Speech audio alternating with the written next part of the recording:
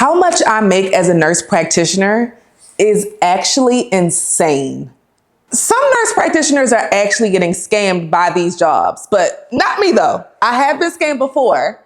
The contract that I'm currently on is probably one of the lowest paying ones that I've received. However, even though I took a huge pay cut, it makes sense. We're gonna get into it. I can't believe now I'm really making less as a nurse practitioner with even more experience. I have 5 years of experience than I made as a new grad nurse practitioner. Am I crazy?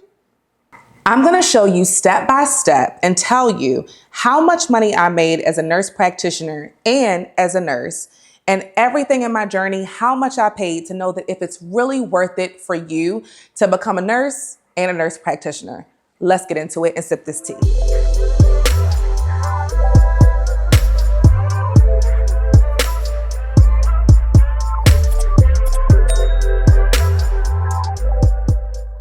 Make sure you're subscribed to the channel, because if you're not subscribed, why would you not be with all the tea that I'm spilling? So let's start at the beginning, because in order to be a nurse practitioner, you have to be a nurse. So I want to talk to you guys about how much money I spent for my nursing school journey altogether, and then how much I was able to make as a nurse, because you need to see if it's worth it for you. So when I went to nursing school, I went to Towson University, which is a in-school state for me. So whenever you go to a bachelor's degree program and you live in that state, you're able, if it's a public school, to benefit from their public tuition, meaning you pay a lower amount than someone who's coming from out of state. So Towson was a really great school. It had great vibes. I had ideas of doing other things. I wasn't just looking at the school itself. I was looking at my school experience, and Towson really was a great choice for me. So you'll never guess how much I paid for school and to get my bachelor's in nursing. And I want to know if you paid more or less to get your bachelor's in nursing if you're a nurse and you're watching this. I paid $600 total for 4 years. So I know that that's really unbelievable, but let me tell you why and how I was able to go to school for almost free. And that $600 was all that my parents had to pay for the first semester of all 8 semesters of my education. So the big things that we did was that I strategically chose to go to Towson. So Towson is a predominantly white institution. It's a PWI. So I really did want to go to a HBCU like Howard University or Morgan, but unfortunately, cost was a huge factor for me, because I originally thought when I started nursing school that I wanted to be a CRNA. So when I looked at the long term and thought about how long I would be in school, I knew that I needed a pathway where I wasn't going to spend a lot of money. So Towson was it, because I got minority scholarships and I got so much more money with Towson than I would get with any other school. I also looked at the possibility of going to a community college. Community colleges are an insane value, and a lot of times they get overlooked because people think, oh, I don't want to get an ADN. I don't want to get an associate's degree in nursing. There's nothing wrong with the ADN. And a lot of these jobs will pay you to get their bachelor's degree. A lot of these jobs will pay you to get your bachelor's degree. So I was trying to find the most accessible route for me that would give me the nursing degree at the cheapest cost. And again, everyone's situation is different. Some people might want to do an associate's degree program because, they have more going on in their life. They might already have another degree and they just want to get their ADN. Listen, there is no shade here, babe. I understand whatever your circumstances are, just get your degree. That's the most important thing. So another way that I was able to make my college cost cheaper out of pocket was scholarships. I had so many scholarships. I had scholarships from my senators, my delegates. Wherever you live, look up who your senators and your delegates are, because a lot of times they offer a ton of scholarship money. And in my case, you did have to reapply every semester, but it was well worth it because it covered almost half of the cost for my tuition and room and board. And also, those scholarships were applicable for room and board, which is huge because some scholarships will only cover tuition. So it's really, really important to read that fine print. So another thing that people probably don't know about where to find scholarships is with the Divine Nine.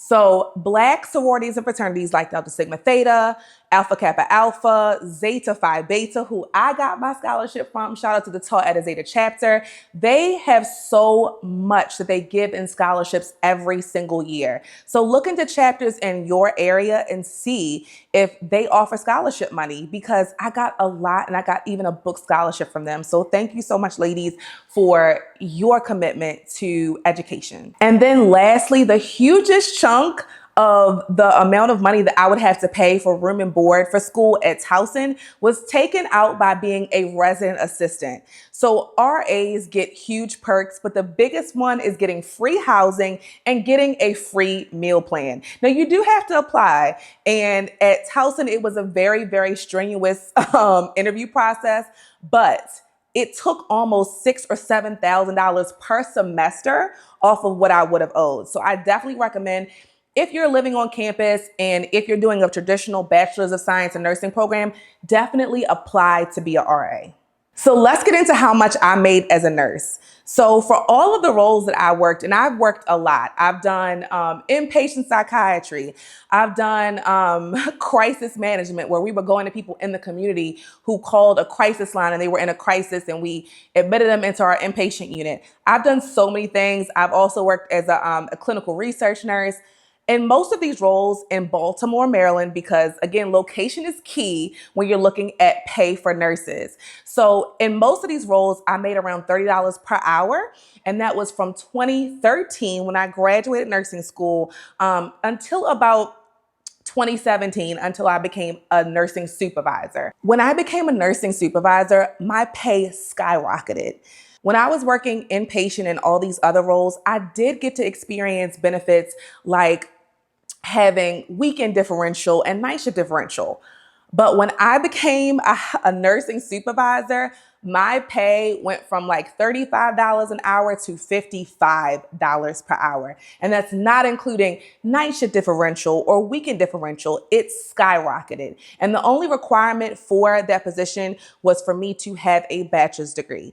In fact, I actually had a master's degree, but that role really prepared me for leadership as well as becoming a nurse practitioner, because so many things that we do as NPs and as a medical director, it all goes back to that role. So I'm so glad that I took it, and it definitely helped me make more money. Now let's talk about nurse practitioner school. So when I went to nurse practitioner school, I took about 28 months to finish school. So with that, it was about 40 hours a week of clinical, so 10-hour clinical days. And then on top of it, I still worked about 2 days a week. So I went to Frontier Nursing University. And I don't care what anybody says, what school you go to for your nurse practitioner degree matters.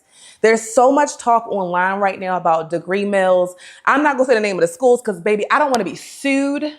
But just know that it's really important where you decide to go to school. And if you wanna know where the degree mills are and who are the schools that you should not go to, if you just go to LinkedIn or Indeed, there are some job postings that literally say, we do not take applicants from XYZ school.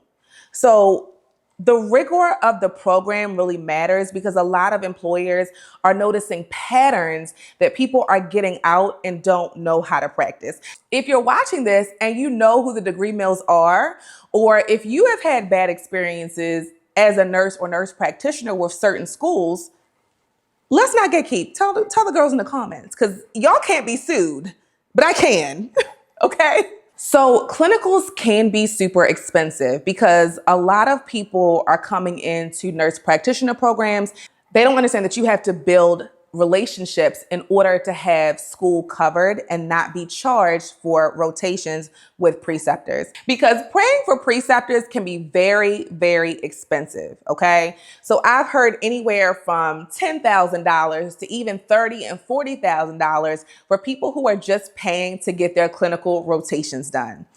I highly recommend that if you're looking to being a nurse practitioner, number one, be working in the specialty that you want to be a nurse practitioner in, so that you can develop these relationships with providers in the field. This is how you'll let people know that you're interested. Let people know that you're really a competent provider, or have the ability to be a confident provider.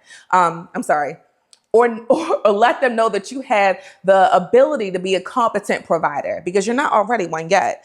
So having these relationships is how you really get a preceptor for free. Okay. If you can't build these relationships, there are services like NP Hub, that's N as in Nancy, P as in Paul, NP Hub. There are services that offer, placement. So you will pay them. It's not free. And they'll find a preceptor for you within a couple of days. But I highly recommend that before you even start school, that you see if you can find a preceptor, because for a lot of people, that is going to be a prohibiting factor or something that prevents you from even going to school if you can't find a preceptor, because that right there can be a $30,000 to $40,000 fee that you might not be prepared for. And student loans won't pay that. You have to pay that out of pocket. So let's get down now to how much money I really make.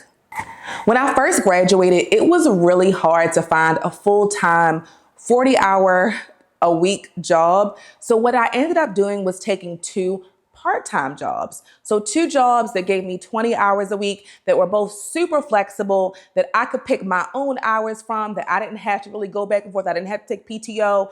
It was a great, great deal. Now, when I first took those jobs, I actually made more money than I'm making now. And let me tell you why. I still wouldn't change it for the world. I wouldn't go back to those places, even though I had a great experience. But where I'm at now, I'm really, really happy. So when I first graduated, I made about $90 per hour as a new grad. That is about $187,000 per year. Now I make a lot less than that. I actually took a pay cut, so I make around $140,000 per year. Why would I do that? It was very intentional, and I don't regret it one bit. After having 5 years of experience, this is why I chose to take the job that paid me almost a $40,000 pay cut compared to what I was making. The first thing being the ability to work remote. Let's face it, everybody wants to work remote. I love the opportunity to be able to stay remote, to work remote.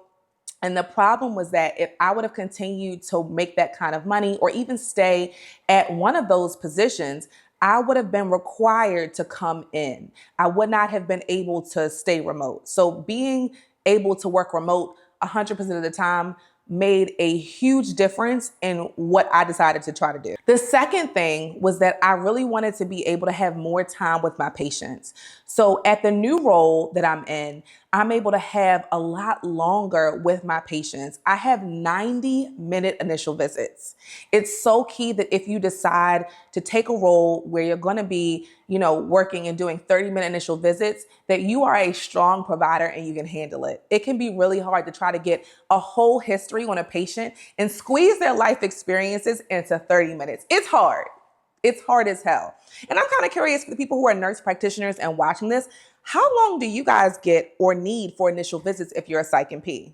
The third thing was management and relationships with my attending physician. So in this new role that I'm in, I'm not completely autonomous. I do have an attending physician that I work with, and our relationship is actually excellent. I love my attending. He's so accessible. He actually told me to use his first name, which is very strange for attendings and doctors in general to say, "Oh, call me Matt." Don't call me don't call me Dr. Jones. Call me Matt. So that's really, really a great relationship already starting off the bat. It feels like I'm working with one of my coworkers. It doesn't feel like it's a stuffy working environment, and that was huge to me. The fourth thing was having the ability to have administration time and time to close out my charts, time to answer emails, time to communicate with patients, do paperwork. All of those things are important because sometimes if you're at a job that pays you as high as $90 an hour, they'll expect you to do that on your off time. And I'm not doing that because my time matters to me, and I like having my flexibility, having my downtime, and being able to step away. Boundaries, babe, boundaries. And the last thing was opportunities for growth, leadership, moving beyond seeing patients. And don't get me wrong, I love my patients. I love what I do. But I like that as soon as I came into this role, I was already asked, so we see how much experience you have. What's next for you? How can we support you in that role growth? And that's so important, not even just in just nursing or being a nurse practitioner, but in life in general. If you take a job and they're not asking you about role growth, you're either doing a horrible job or they might not want to see better for you. And that's concerning. It's so important when you're looking at pay and what's equitable as a nurse practitioner to know if the role that you're looking at is 1099 or W-2. So currently, I only work 1099 roles. The contract that I did take is a W-2 role, but traditionally, if you take a 1099 job, just know that your pay should be significantly higher, about at least 20% to offset taxes. So again, keep in mind, 1099 is usually way more flexibility, but you should also be making more money because you are an independent contractor and you will be responsible for all those taxes come the end of the year. So for me, it was worth it to become a psychiatric nurse practitioner. The key takeaways that I want you to realize is that if you're looking at my life and you want to be able to just work remote, there's other ways that you're able to do it than besides being a psychiatric nurse practitioner. Because let's be real, not every psych and P is even able to work remote. A lot of roles now are transitioning back, if not full-time, part-time, back into the office. And a lot of this is because of insurance rules, not just employers wanting a different employee culture. There's a lot of roles that are available for people to work remote as a nurse. We're going to be having an episode coming. That's why I tell y'all, make sure you're subscribed because all the tea is for subscribers. And we're going to be talking about nurses who work remote. And there's so many roles that they can do. Utilization review, case management. There's a lot of opportunities for nurses, especially if you're experienced, to be able to work remote.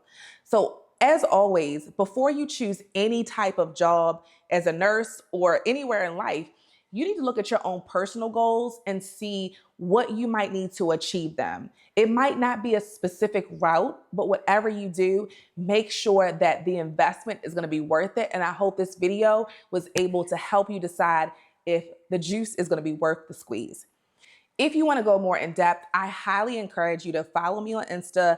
And also I have a resource for you that is called the Nurse Practitioner Survival Guide. It's actually for anyone who's in advanced practice role. So PAs can use it, CRNAs can use it, and it's the master for negotiation and understanding what it is that you deserve as an APRN and just knowing what you can get and how to negotiate. Because I've been there. I understand what we're all facing and what we all want and how we want to get there. So let me be your bestie in negotiation.